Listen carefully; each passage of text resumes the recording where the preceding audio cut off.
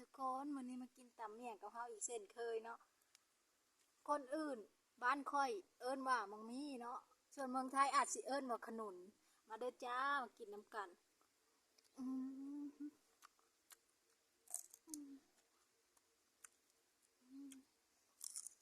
อื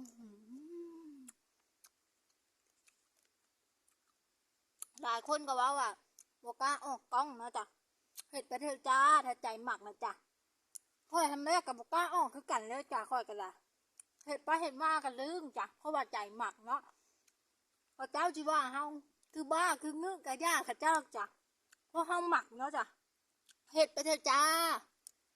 สักมือมันต้องเป็นมือของเฮาเนาะจ้ะอย่าอายทีกล้าออกมาแสดงเนาะจ้ะเห็ดไปโลดจ้าคือค่อยนี่เนาะมาเห็ดงานอยู่ไทยก็มาเห็ดคลิปก็ยังโมอายเนาะบางคนก็หัวขวัญค่อยโมกูอะไรแต่ค่อยก็บ่เคยอายเนาะเพราะว่าใจเฮาหมักมันก็แซ่บเนาะมาเลยจ้า